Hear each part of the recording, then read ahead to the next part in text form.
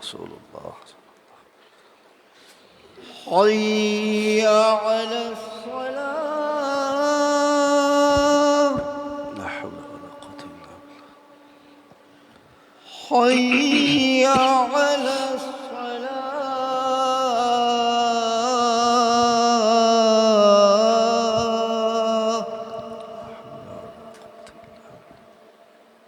حي على الفلاح. لا حول ولا قوة إلا بالله. حي على الفلاح.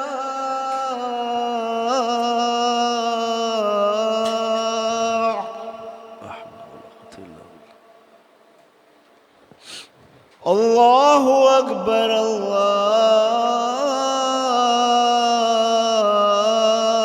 الله أكبر. الله أكبر الله أكبر. لا إله إلا الله. لا إله إلا الله. اللهم صل على محمد وعلى آل محمد كما صليت على إبراهيم وعلى آل إبراهيم إنك حميد. اللهم بارك على محمد وعلى آل محمد كما باركت على إبراهيم وعلى آل إبراهيم إنك حميد. اللهم رب هذه الدعوة والصلاة القائمة آت محمدا الوسيلة والفضيلة وابعثه مقاما محمودا الذي وعدته.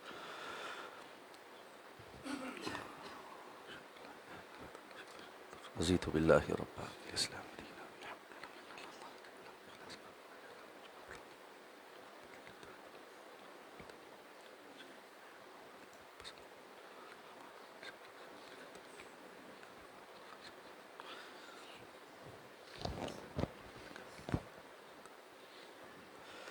السلام عليكم ورحمة الله وبركاته. إن الحمد لله نحمده ونستعينه ونستغفره ونؤمن به ونتوكل عليه ونعوذ بالله من شرور أنفسنا ومن سيئات أعمالنا. من يهده الله فلا مضل له ومن يضلله فلا هادي له. وأشهد أن لا إله إلا الله وحده لا شريك له وأشهد أن محمدًا عبده ورسوله. اللهم صل على محمد وعلى آل محمد كما صليت على إبراهيم وعلى آل إبراهيم إنك حميد مجيد. اللهم بارك على محمد وعلى آل محمد كما باركت على إبراهيم وعلى آل إبراهيم إنك حميد مجيد. أما بعد، فإن خير الحديث كتاب الله وخير الهدي هدي محمد صلى الله عليه وسلم وشر الأمور محدثاتها وكل محدثة بدعة وكل بدعة ضلالة وكل ضلالة في النار. رب اشرح لي صدري ويسر لي أمري واحلل عقدة من لساني يفقه قولي. اللهم انفعنا بما علمتنا وعلمنا ما ينفعنا وزدنا علما. رب أعوذ بك من همزات الشياطين وأعوذ بك رب أن يحضرون.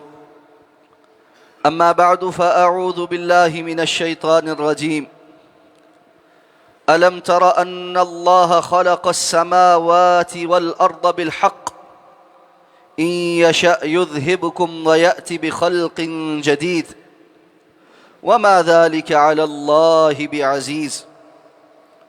وبرزوا لله جميعا فقال الضعفاء للذين استكبروا إنا كنا لكم تبعا فهل أنتم مغنون عنا من عذاب الله من شيء.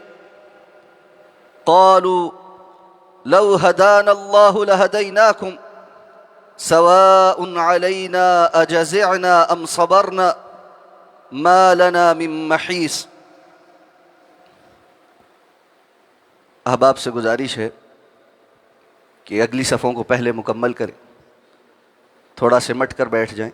جو جگہیں دائیں بائیں خالی ہیں ان کو پر کر لیں تاکہ بعد میں آنے والے ساتھیوں کے لیے آسانی ہو جائے۔ بارک اللہ فیکم۔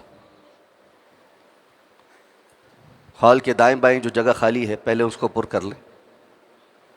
پیچھے جو ساتھی بیٹھے آگے آ جائیں، آ جائیں آپ سے کیا رہا۔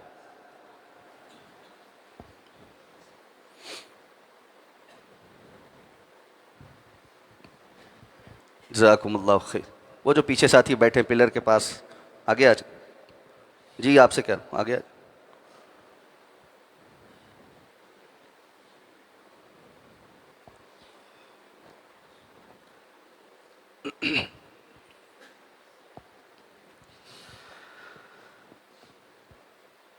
سورہ ابراہیم کی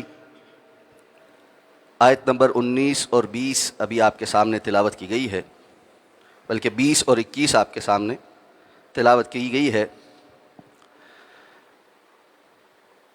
اس سورہ مبارکہ کی تفسیر اور معانی کے حوالے سے خطبات جمعۃ المبارک میں ہماری گفتگو کا سلسلہ جاری ہے۔ گزشتہ آیات میں اللہ رب العزت نے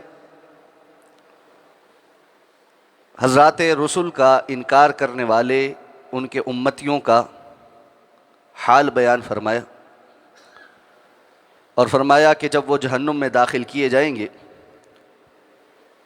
تو طرح طرح کے عذاب دیے جائیں گے، جن میں سے ایک عذاب غلیظ پیپ والا کھولتا ہوا پانی ہے، جس کو وہ بڑی مشکل سے اپنے گلے سے نیچے اتاریں گے۔ اور اسی طرح اور بھی بہت سے ان کو عذاب دیے جائیں گے۔ اور کافروں کے اعمال جو دنیا کے اندر بظاہر انہوں نے اچھے بھی کیے ہوں، ان کے کفر کی وجہ سے ان کی اللہ کے ہاں کوئی اہمیت نہیں۔ ان کی مثال اس راکھ کی سی ہے جو دیکھنے میں نظر تو آ رہی ہے، لیکن قیامت کے روز اللہ ان اعمال کو اسی طرح بے وزن کر دیں گے جس طرح تیز آندھی چلنے والے دن ہوا راکھ کو اڑا کر بالکل نابود کر دیتی ہے۔ اب ارشاد فرمایا کہ الم تر ان اللہ خلق السماوات والارض بالحق، کیا آپ دیکھتے نہیں کہ اللہ نے آسمانوں اور زمین کو حق کے ساتھ پیدا کیا۔ معلوم ہے کہ قرآن مجید میں بہت سے مقامات پر الم ترا کے ساتھ اللہ تعالی رسول اللہ صلی اللہ علیہ وسلم کو مخاطب کر کے کچھ باتوں کی خبر دیتے،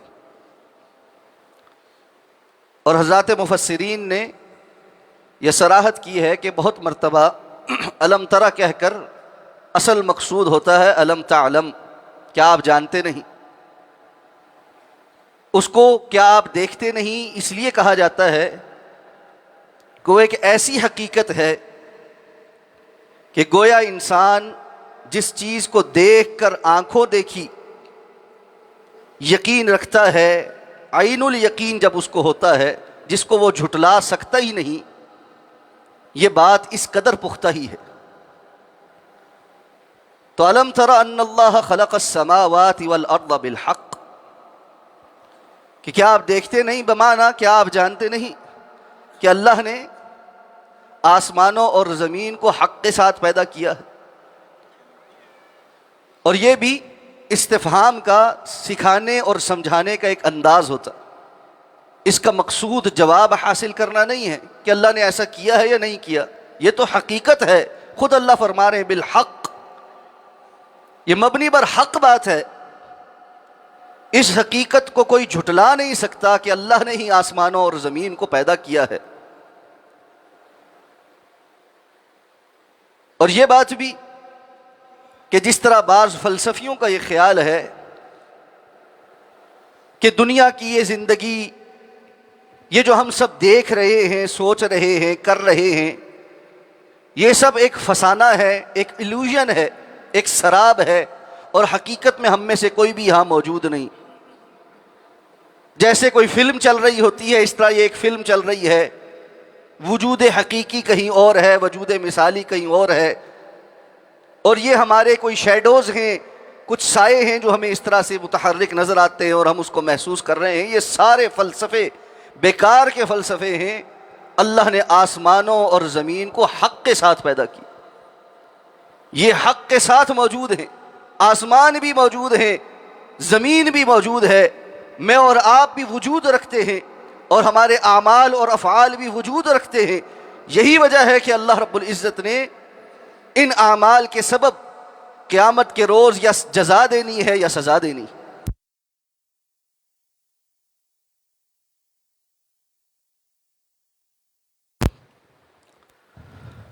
اگر انسان کا حقیقت میں وجود ہی نہ ہو اور وہ کسی عالم مثالی میں ہے اور یہاں پر صرف سب کچھ ایک سراب کی طرح چل رہا ہے، تو اللہ رب العزت کا انسان کو جزا اور سزا دینا نعوذ باللہ یہ غیر منصفانہ عمل ہو، اور اللہ رب العزت عدل و انصاف پر مبنی فیصلے کرنے والے ہیں۔ اللہ رب العزت غیر منصف نہیں،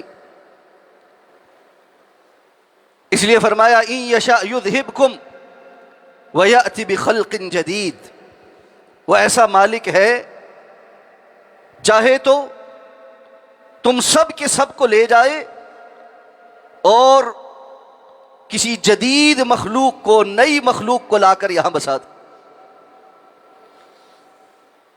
آیہ مبارکہ کے اس حصے کے علماء نے مختلف معنی بیان کی۔ ایک معنی تو یہ ہے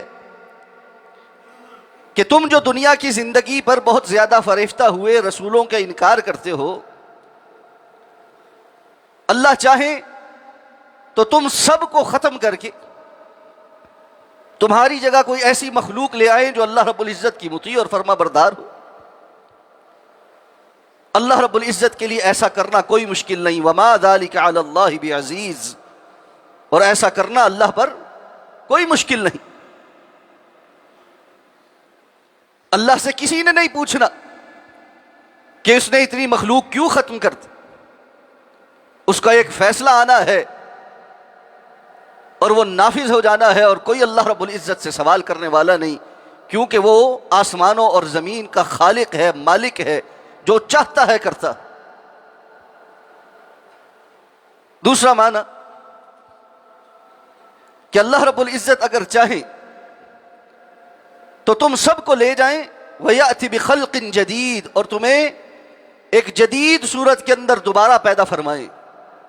اور اگلی آیت چونکہ قیامت کے اور حشر کے کچھ واقعات سے متعلق ہے، اس لیے بہت سے مفسرین کہتے ہیں یہاں پر اس کا معنی یہ ہے کہ اللہ تمہیں ختم کر دے اور پھر دوبارہ سے تمہیں ایک نئے جہان میں نئے انداز میں پیدا فرمائیں، کہ جس طرح اللہ قیامت کے روز انسانوں کو ان کی قبروں سے نکال کر دوبارہ سے پیدا فرمائیں گے۔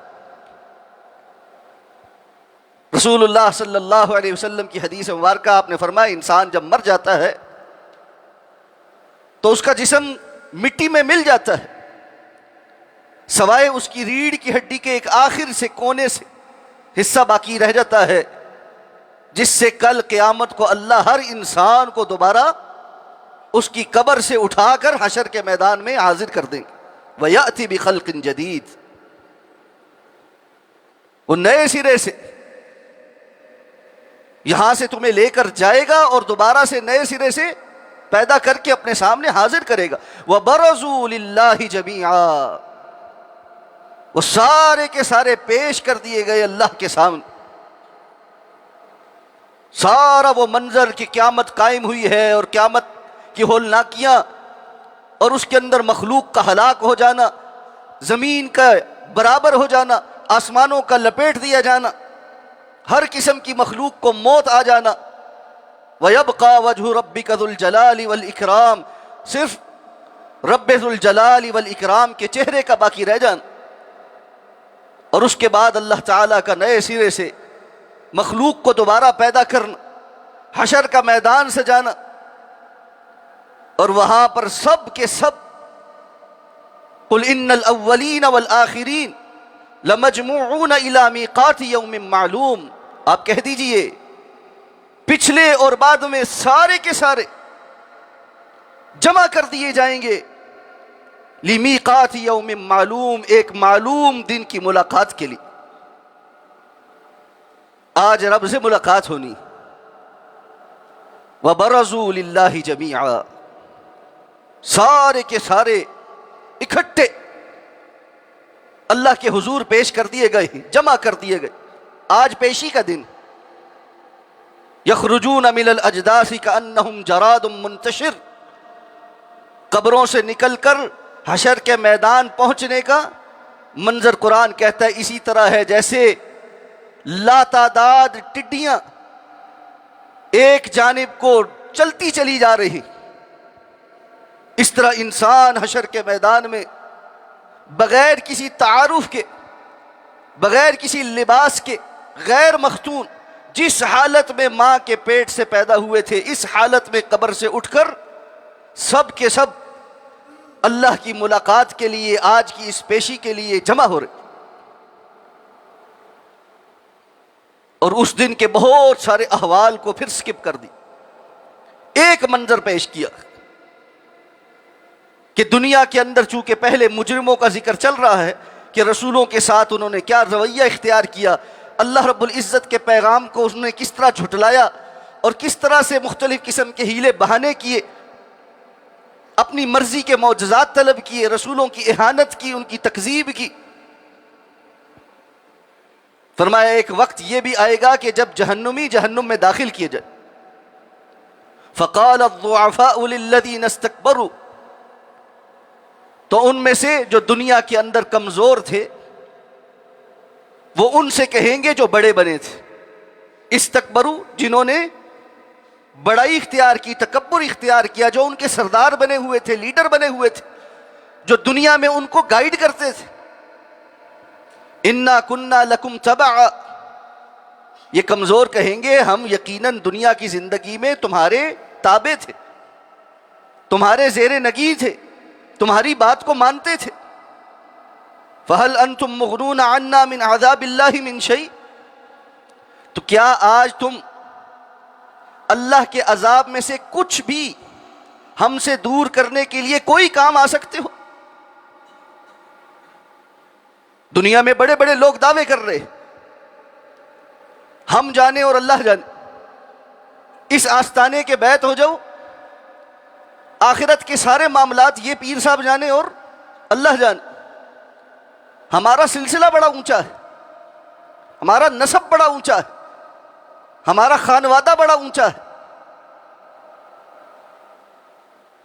یہود کہا کرتے تھے نحن ابناء اللہ و احباؤہ، ہم اللہ کی اولاد ہیں، اللہ کی محبوب قوم ہیں، ہمیں تو جہنم کا عذاب ملنا ہی نہیں، اور اگر ملا بھی تو معدود چند ایام کا ہوگا اور اس کے بعد ہم سارے جنت میں داخل کیے. مسلمانوں میں سے بھی بہت لوگوں نے یہ سمجھ لیا، بس مسلمان ہیں، کلمہ پڑھ لیا، اب ہمیں عمل کرنے کی کیا ضرورت ہے. زندگی جیسی بھی بیت جائے، اللہ کے رسول صلی اللہ علیہ وسلم کی احادیث تو ہیں کہ جس نے لا الہ الا اللہ کا اقرار کیا ہے وہ جنت میں جائے گا. کتنے ہی لوگ ہیں وہ کہتے ہیں آخر کو تو جنت میں جائیں گے ہی.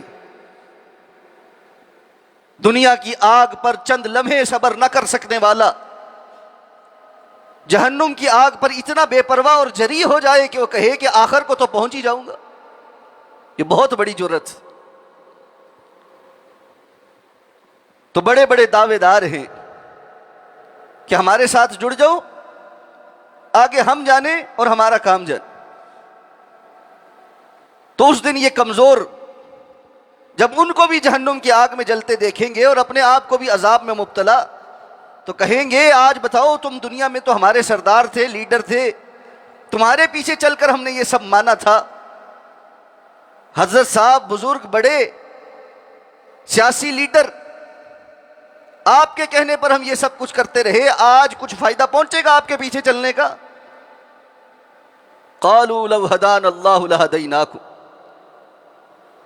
انسان اپنی عادتوں میں پختہ ہو جاتا ہے، دنیا میں جھوٹ بول بول کر وہاں پر بھی یہ عادت پختہ ہوگی.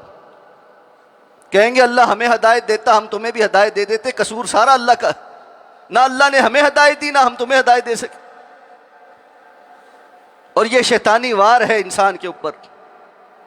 شیطان نے بھی اللہ رب العزت کو یہی کہا تھا فَبِمَا أَغْوَيْتَنِي، وجہ اس کے جو تو نے مجھے گمراہ کیا. اللہ پر الزام دھر رہا ہے کہ اللہ تو نے مجھے گمراہ کیا.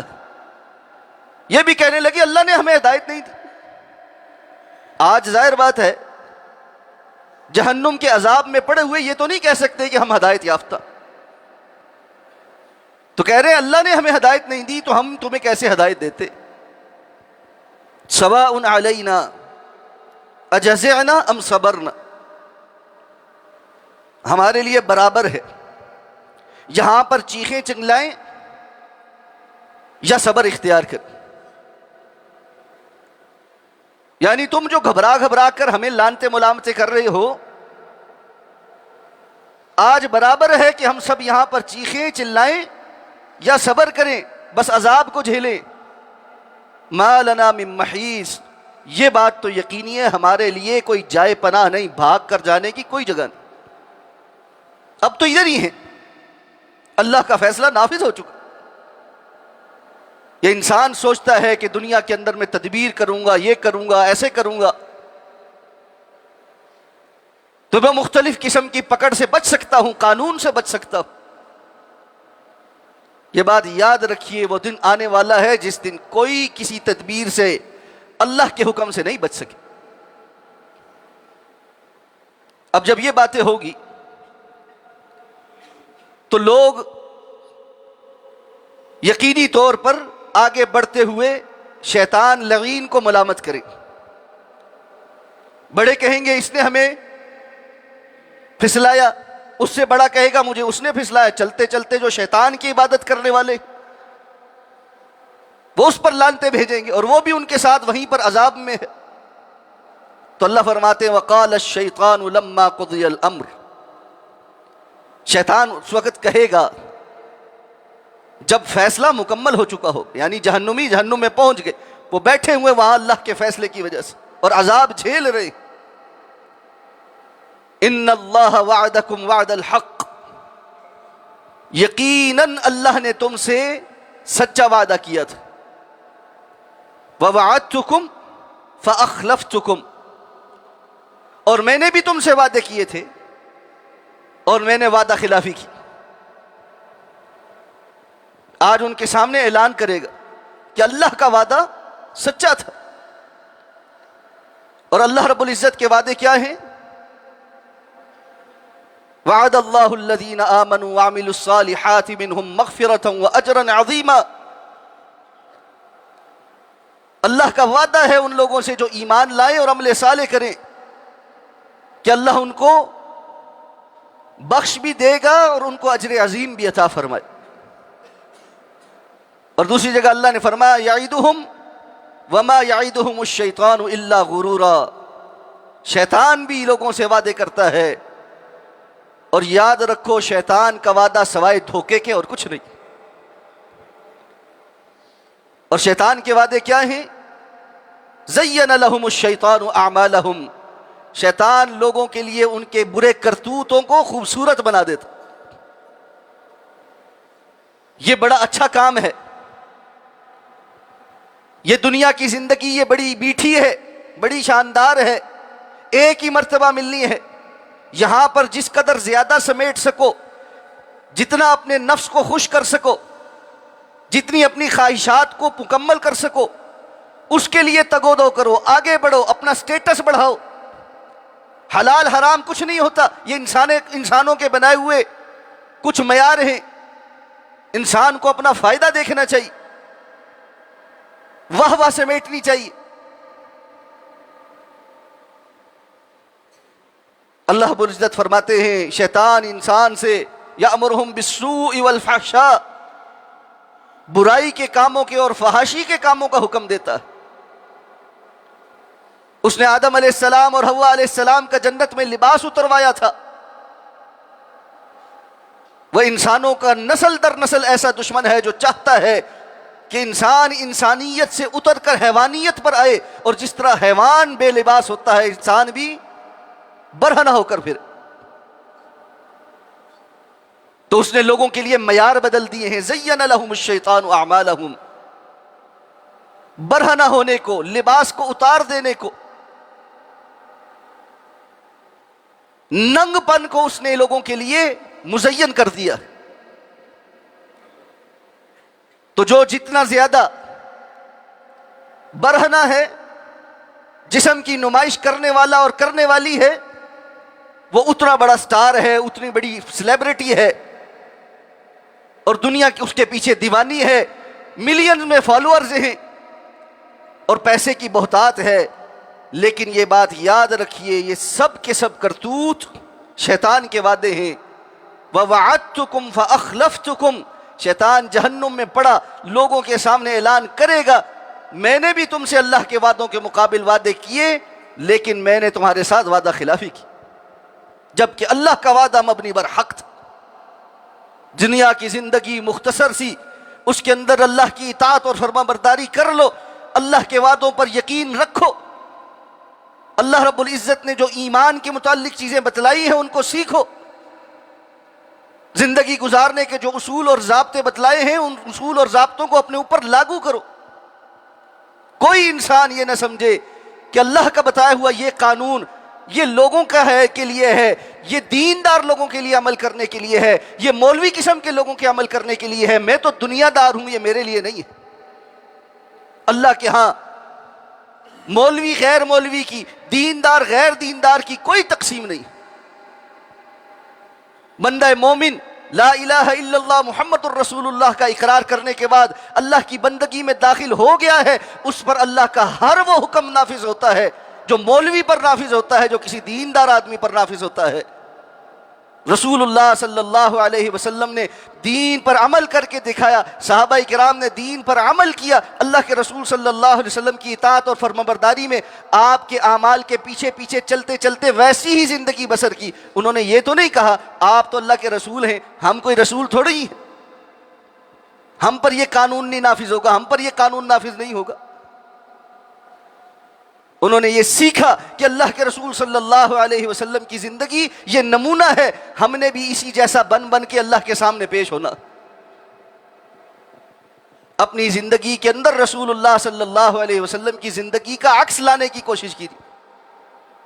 جو جس قدر متبع سنت ہوگا قیامت کے روز اتنا ہی کامیابی کی سیڑھی پر چڑھ کر اللہ کے سامنے حسین و جمیل پیش ہوگا. اور جو جس قدر اللہ کے رسول صلی اللہ علیہ وسلم کی سنتوں سے دور ہوگا، آپ کی زندگی سے اس کی زندگی میل نہیں کھاتی ہوگی، وہ اتنے ہی برا اور بدصورت حالت میں اللہ کے سامنے پیش ہو. شیطان ان کو کہہ رہا ہے اللہ کے وعدے سچے ہیں، میرا وعدہ جھوٹا ہے. وَمَا كَانَ لِيَ عَلَيْكُم مِّن سُلْطَانٍ، اور میرے پاس تمہارے اوپر کوئی غلبہ نہیں تھا، کوئی زور زبردستی نہیں تھی. إِلَّا أَن دَعَوْتُكُمْ، سوائے یہ کہ میں نے بھی تمہیں دعوت دی تھی. فَاسْتَجَبْتُمْ لِي، تو پس تم نے اپنی مرضی سے میری بات قبول کر لی. استجابہ اپنی خواہش کے ساتھ قبول کرنا. میں نے تو صرف آواز لگائی تھی. وَمَا كَانَ لِيَ عَلَيْكُم مِّن سُلطان، سلطان دو طرح کا ہوتا ہے، غلبہ دو طرح کا ہوتا ہے. ایک یہ کہ حکومتی غلبہ ہو، ڈنڈے کا زور ہو، کوئی انسان کسی سے طاقت کی بنیاد پر کچھ منوا لے. شیطان کو اللہ نے ایسی کوئی طاقت نہیں عطا کی کہ جس کی وجہ سے وہ انسان سے زور زبردستی کچھ منوا سکتا. وہ کمزور ہے، وہ جھوٹا ہے، وہ دغاباز ہے، وہ فریب کو دینے والا ہے، اس کے پاس طاقت کسی قسم کی نہیں، اور اس کی ذریت کے پاس بھی کسی قسم کی طاقت نہیں. شیطانی وسوسوں اور ہتھ کنڈوں میں سے ایک یہ بھی ہے کہ لوگوں کے لیے جنات کی کہانیاں اور جنات کے قصے بہت طاقتور بنا کر مشہور کر دیے گئے. لوگ جنات کو ما فوق الفطرت سمجھ کے پتہ نہیں کس کس قسم کی صلاحیتوں کا حامل سمجھتے ہیں، اور یہ کہ وہ ہماری زندگی پر اثر انداز ہو سکتے ہیں، ہمارے نفع نقصان کے مالک ہو سکتے ہیں، اور اس وجہ سے کتنے ہی لوگ شیطان اور جنات کی عبادت پر لگے ہوئے. کمزور ترین اور بودی ترین مخلوق میں سے جنات بھی ہیں،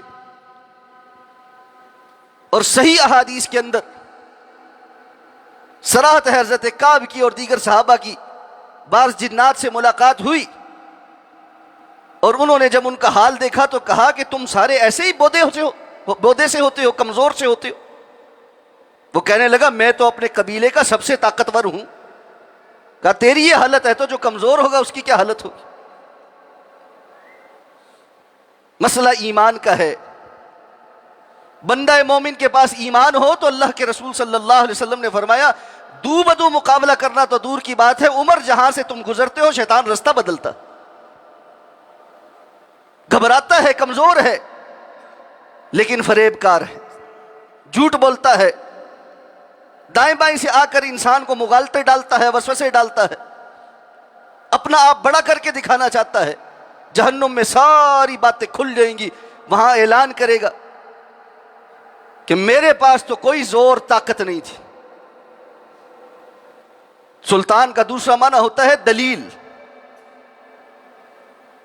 تو نہ اس کے پاس کوئی دلیل ہے کہ جو مبنی بر حق ہو اور وہ اللہ رب العزت کی دلیل کے مقابل کھڑا ہو سکے۔ اللہ نے قرآن نازل کیا، رسول اللہ صلی اللہ علیہ وسلم جیسے جلیل القدر، امام الانبیاء، سید الناس، سید البشر اس دنیا کے اندر تشریف لائے، آپ کی زبان مبارک سے اللہ رب العزت نے امت کے لیے خیر کی کتنی باتیں جاری فرمائیں۔ حلال میں برکت ہے، حرام میں تباہی ہے، سود اللہ اور اللہ کے رسول کے ساتھ جنگ ہے، بے حیائی انسان کے اندر سے ایمان اور غیرت کو ختم کر دیتی ہے، اللہ رب العزت کی فرما برداری کے کام یہ ہیں، اللہ کی نافرمانی کے کام یہ ہیں، سب کو پتہ ہے۔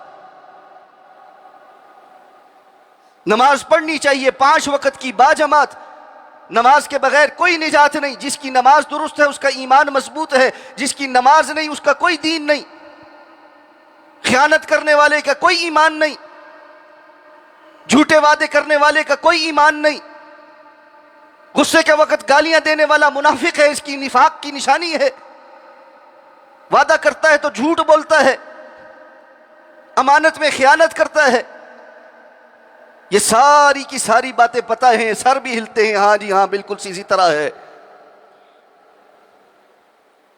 اور اس کے مقابلے میں شیطان آ کر بے دلیل بات سکھاتا ہے، فائدہ ہو رہا ہے وقتی، چھوڑو،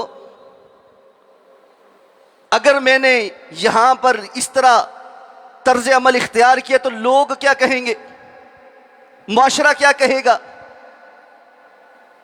میں نے برقع پہن لیا، میں نے حجاب پہن لیا، میں نے چادر اوڑھ لی، میں سوسائٹی کے درمیان موو کیسے کروں گی، میری بیوی حجاب میں میرے ساتھ چلے گی، میرے دوست مجھ پر طنز کریں گے تو ملا ہو گیا، میں نے چہرے پر داڑھی رکھ لی، میں لوگوں کو کیسے جواب دوں گا، لوگ مجھے صوفی صوفی کہیں گے۔ یہ ساری باتیں ہمارے دماغ میں آ کر کون ڈالتا؟ جو ڈالتا ہے اس کی بات حق پر ہے یا اللہ اور اللہ کے رسول صلی اللہ علیہ وسلم کا بتلایا ہوا قانون حق پر؟ وَمَا كَانَ لِي عَلَيْكُم مِّن سُلْطَان، میرے پاس تو تمہارے مقابلے میں کوئی دلیل نہیں تھی،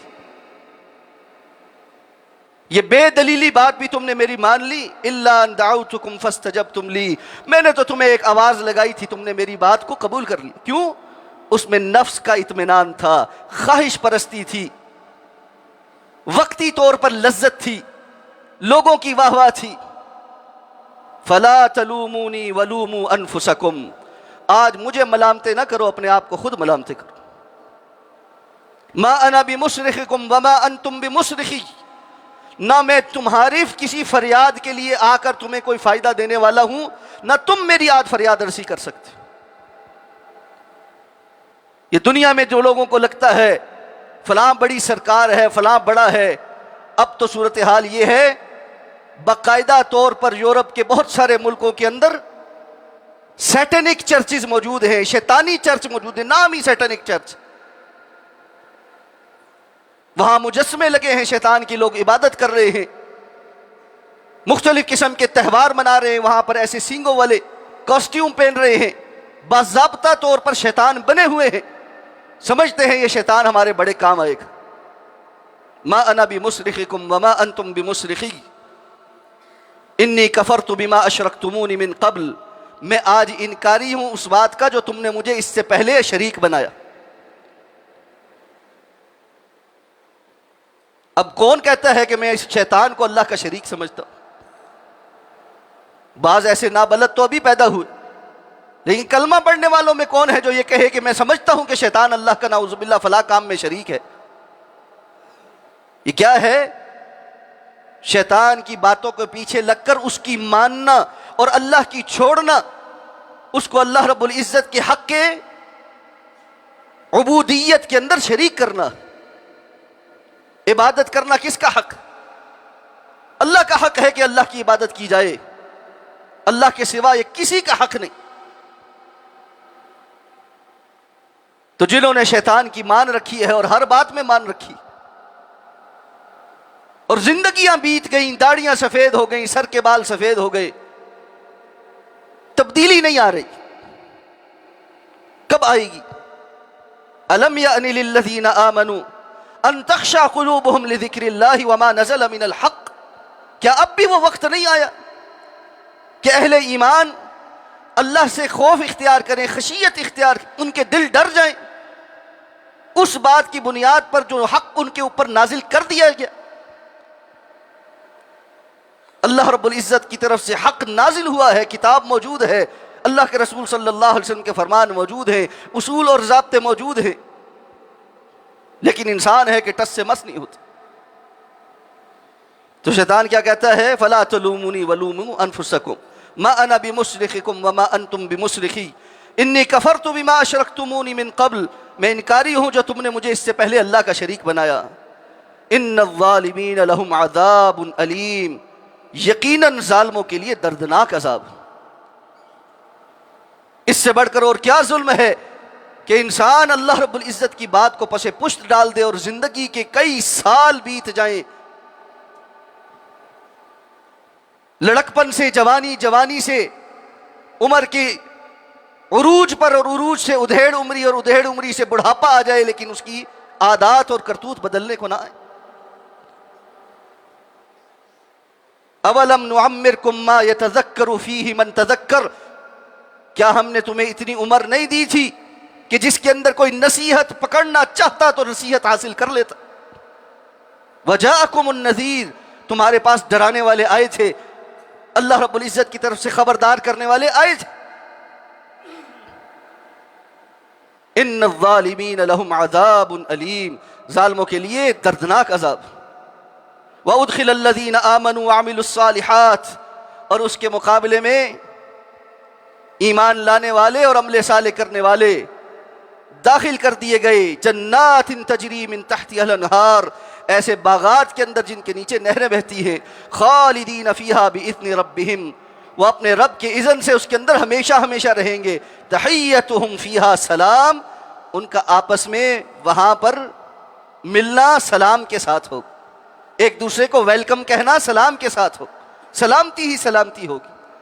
جہنمیوں کی چیخیں ہیں، چلانا ہے، لانتے ہیں، ایک دوسرے پر پھٹکارے ہیں، الزام ایک دوسرے کے اوپر چڑھانا ہے، اور جنتیوں کا امن کی زندگی میں ہمیشہ ہمیشہ کے لیے ایک دوسرے کے ساتھ سلامتی کے ساتھ رہنا۔ فیصلہ انسان کے اپنے اختیار میں ہے، اس تھوڑی سی زندگی کے اندر وہ کیا کمانا چاہتا۔ لہا ما کسبت وعلیہا مکتسبت، اللہ رب العزت سے دعا ہے اللہ ہمیں سمجھ کر عمل کرنے کی توفیق عطا فرمائے۔ اقول قولی ھذا واستغفر اللہ لی ولکم ولسائر المسلمین برحمتک یا ارحم الراحمین۔